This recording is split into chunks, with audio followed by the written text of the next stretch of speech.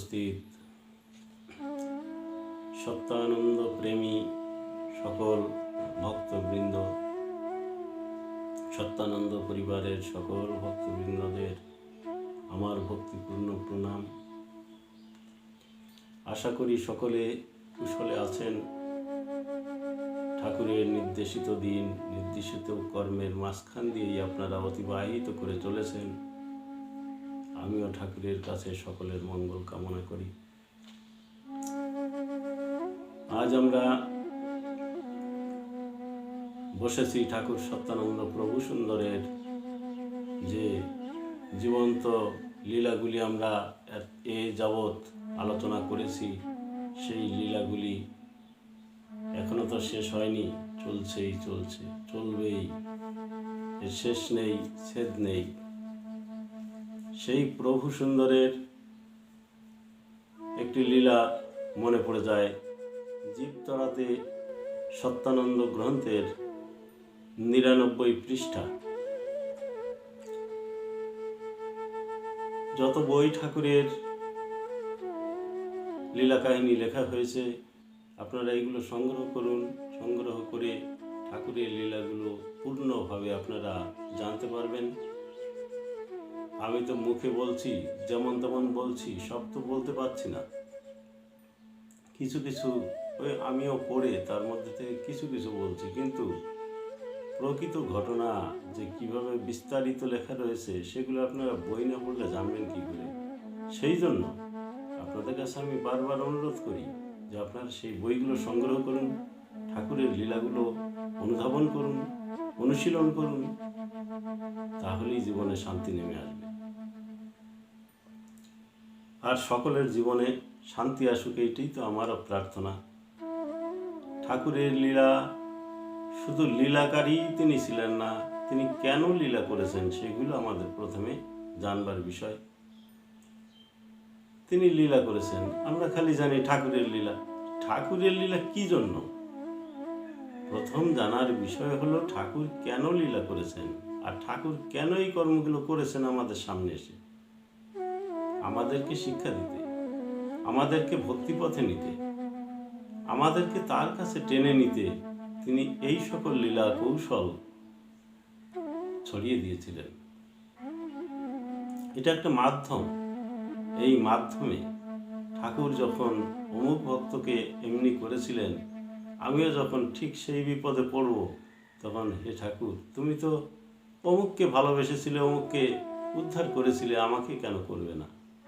এই যে একটা মনের মধ্যে আকুতি আসবে, তুমি তো সকলের মঙ্গলকারী, তুমি তো পতিত উদ্ধারকারী, তুমি তো বান্ধব। যখনই আমাদের এই কথাগুলো মনে পড়বে, তখনই তার উপরে আমাদের ভক্তি আসবে। এই জন্যই ঠাকুর এই লীলাগুলোর অবতারণা করেছিলেন। শুধু ঠাকুর লীলার অবতারণ করেছিলেন তা নয়, ঠাকুরের পার্ষদ যারা ছিলেন, 10-12 জন বিশিষ্ট পার্ষদ ছিলেন, তাদেরও সকলেরই লীলা আছে। আমরা ক্রমান্বয়ে বলতে থাকব, আমরা একটার পরে একটায় যেতে থাকব। এগুলো আমাদের প্রয়োজন রয়েছে জানবার বিষয়। ঠাকুর একা তো সব কিছু ছড়িয়ে যেতে পারেননি সারা জগতে, তাই তার ভক্তদের মাধ্যম দিয়ে তিনি সব জায়গায় বিস্তারিতভাবে যেতে চান। আমরাও সেই লীলার পথ ধরে ঠাকুরের চলা পথ অনুসরণ করে আমরাও চলতে থাকব।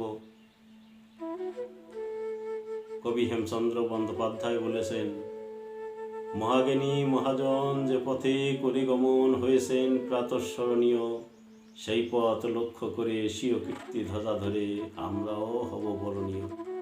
তাই জ্যেষ্ঠকে অনুসরণ না করলে কনিষ্ঠের চলা মুশকিল হয়ে যায়, কনিষ্ঠ পথ পায় না।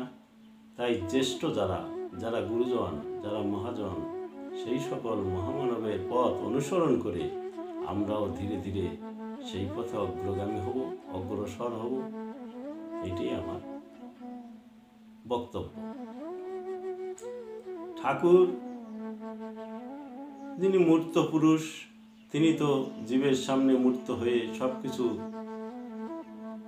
দেখিয়ে দেন, পথ বলে দেন, সব কিছু করেন, কিন্তু স্বপ্নের ঘরে ভক্তের মনের মাঝে স্বপ্ন হচ্ছে, সেই স্বপ্নের ঘরে কি হচ্ছে তাও তিনি জানেন। তিনি সদ্গুরু। সদ্গুরুগণ এমনি বহু লীলা করেছেন যা ভক্ত বুঝতে পারে না যে কোথা থেকে কি হয়ে গেল। ঠাকুর সত্যানন্দের একটি ঘটনা, বিশিষ্ট ঘটনা আমি বলবো। তখন খুব অভাব, সেই অভাবের মাঝখানে ঠাকুর ভক্তদের পাশে এসে দাঁড়িয়েছিলেন।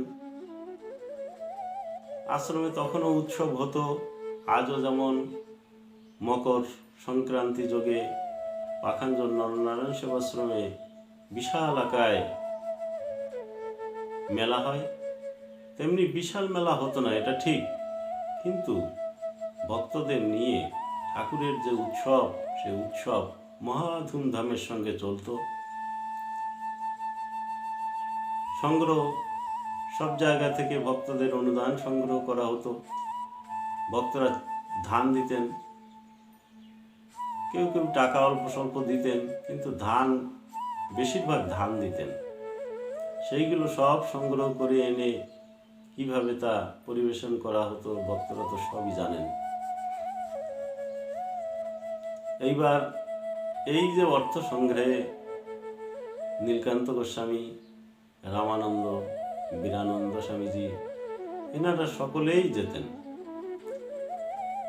আরও যেতেন গৃহী ভক্ত যারা ছিলেন, যেমন শ্রী শৈলেন বালা, শ্রী মহেন মণ্ডল 18 নম্বরের, যিনি আজও সেই ঠাকুরের লীলা বহন করে আমাদের মাঝখান দিয়ে হেঁটে চলেছেন।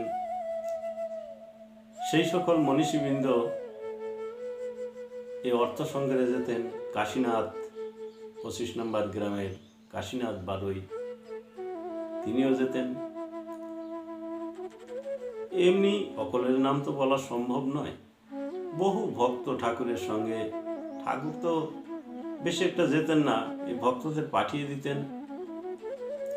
তাই ভক্তরা যখন আশ্রমে ফিরে আসতেন, ঠাকুর সকলের একটা সেবা যত্ন আলাদাভাবেই করতেন। ঠাকুর জানতেন আমার কাজেই তো এরা গিয়েছে, এদের কাজ তো আমাকেই করতে হবে। তাই তারা এসে আশ্রমে ফিরে এসে যখন রাত্রিবেলা নিদ্রার কোলে এলিয়ে পড়তেন, যখন তাদের অস্তিত্ব তারা আর বুঝতে পারতেন না ঘুমের ঘরে, তখন ঠাকুর সকলের পাশে যেতেন, গিয়ে দেখতেন কোন ছেলেটা কেমন ভাবে শুয়ে আছে। অনেকের গায়ে কাঁথা থাকতো না, সে তো টের পেত না শীতের মধ্যে শুয়ে আছে, কিন্তু গায়ে যে কাঁথা নেই সেটা তো সে জানতো না। ঠাকুর যে তার গায়ে কাঁথাটা উঠিয়ে দিতেন। কি বাৎসল্য প্রেম! বাৎসল্য কথা শুনলেই আমরা দাপর যুগে ফিরে যাই, নন্দ মহারাজের ঘরে। কিন্তু বাৎসল্য প্রেম আজও সেই বাৎসল্য প্রেম হয়ে চলেছে নরনারায়ণ সেবাশ্রমে। স্বামী সত্যানন্দ মহাপ্রভু তিনি তার পুত্রদের গায়ের কাঁথা ঠিক করে দিতেন, লেপটা ঠিক করে দিতেন। এই যে মহামানব, এনার তুলনা হয় না, এনার তুলনা একমাত্র ইনি অতুল পুরুষ। এই যে ভালোবাসা, এই যে স্নেহ, এই যে প্রেম প্রীতি,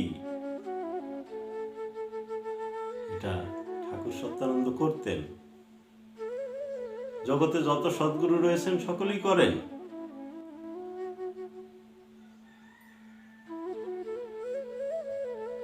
তাই আমরা ঠাকুরের সেই লীলায় বিচরণ করছি। ঠাকুর অন্তর্যামী, অন্তরের কথা জানেন, এ কথা ঠিক, কিন্তু স্বপ্ন রাজ্যেও যিনি ভ্রমণ করেন তিনি তো সদ্গুরু। সবাই ঘুমিয়ে রয়েছেন। ঠাকুর সুনীলকান্ত গোস্বামীকে একটা আলাদা জায়গা দিতেন, তার জন্য কোনো কাঁথার ব্যবস্থা করতেন না। গায়ে যে কাপড়টা থাকতো সেই কাপড়টা জড়িয়ে তিনি শুয়ে থাকতেন, আর সকলের গায়ে সুন্দর লেপ দিতেন। তো অনেকে সন্দেহ করত যে এই যে দাদাকে কোনো কাঁথার ব্যবস্থা নেই, কিছু নেই, এ কি ব্যাপার? আমরা ঘুমিয়ে পড়লে কি দাদাকে নিয়ে ঠাকুর আলাদাভাবে রাখেন, কাছে রাখেন না কি? অনেক সন্দেহ হতো। এই সন্দেহ সম্বন্ধে অনেক লীলাও রয়েছে, সেগুলো কালে কালে বলবো। আজ যেটা চলেছি আমরা স্বপ্ন রাজ্য নিয়ে চলেছি, সেই স্বপ্নের কথাটা বলছি। সকলে ঘুমিয়ে পড়েছেন, মনের মাঝে কখন কি স্বপ্ন উকি মেরে চলে যায় এ তো বোঝাও যায় না অনেক সময়। ব্রহ্মচর্য পালন করা মন, ঠাকুর শ্রী নীলকান্ত প্রভু সুন্দর ঘুমিয়ে রয়েছেন।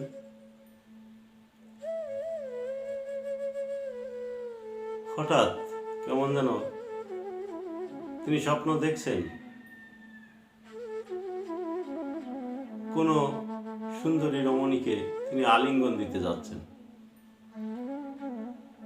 হঠাৎ ঠাকুর সেখানে এসে বললেন, এই নীলু, ওঠ, এখনই সর্বনাশ করতে যাচ্ছিলি? স্বপ্ন রাজ্যের মধ্যে যখনই তিনি স্বপ্ন দেখছেন, ঠাকুর এসেই তখন বলছেন, নীলু, ওঠ, এখনই সর্বনাশ করতে যাচ্ছিলি?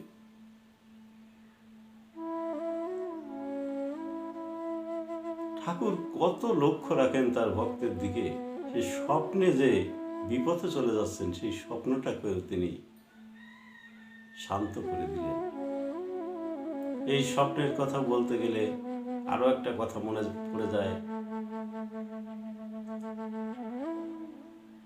রমেন, মালকানগিরি 7 নম্বরের রমেন বিশ্বাস ঠাকুর শ্রী নীলকান্তের নিত্য পার্শ্বদের মধ্যে একজন। তখন এই শ্রী রমেন বিশ্বাস তখন আশ্রমেই রয়েছেন, ঠাকুর সত্যানন্দের আশ্রমেই রয়েছেন পড়াশোনার উদ্দেশ্যে। এই রমেন বিশ্বাস, তারপরে স্বামী পবিত্র মোহন ব্রহ্মচারী, এনারা সকলেই সেখানে গিয়েছিলেন ছোটবেলায়। সেই সময় রমেন বিশ্বাসকে ঠাকুর বললেন, স্কুলে ভর্তি করে মানে তাকে পড়াশোনার মধ্যে রাখলেন। আর এই যে পবিত্র স্বামীজি, যিনি ডক্টর পবিত্র স্বামীজি, সেই ডক্টর পবিত্র মোহন ব্রহ্মচারীকে তিনি গরু চড়াতে দিলেন 1 বর্ষ, ভর্তি করলেন না। পরের বর্ষে যে স্কুলে ভর্তি করলেন। তাহলে পরের বর্ষে যাকে স্কুলে ভর্তি করা হলো, সেই মানুষটা ডক্টরেট পেয়ে বেরিয়ে এলো, আর যে মানুষটাকে সঙ্গে সঙ্গে ভর্তি করে দিয়েছিলেন তিনি অকালেই ঝরে পড়লেন। তিনি আর পড়াশোনা করে এগিয়ে যেতে পারলেন না। এই ঠাকুরের কি লীলা, এই ঠাকুরই জানেন। যাই হোক, আমরা সেখানে যাচ্ছি না, আমরা স্বপ্ন রাজ্যেই বিচরণ করব। এইবার এই রমেন, ভক্ত রমেনের একটা চিন্তা ছিল যে ঠাকুর তো কত সুন্দর, তার রূপ কত মনোহর, তার রূপ থাকবে, তাকে দেখলে মন জুড়িয়ে যাবে। কিন্তু ঠাকুর সত্যানন্দ যদি সেই ঠাকুর, এমন কালো হবে কেন? স্বপ্নটা তিনি দেখছেন ভোরবেলা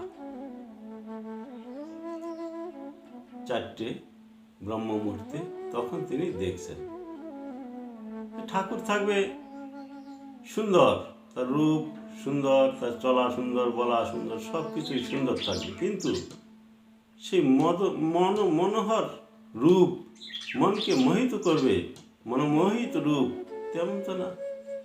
সত্যানন্দ ঠাকুর কালো মানুষ, কই তেমন তো না। সেইখান থেকেই ঠাকুর বলছেন সেই স্বপ্নে, মানে ঠাকুরকে যেভাবে বসা দেখেছিলেন স্বপ্নে, আর ঠাকুর সেইখান থেকেই বলছেন, আরে আমি সেই, তুই যাকে খুঁজিস, সে সুন্দর রূপ, সেই বাঁশি বাজাবে এই রূপ, আমি সেই।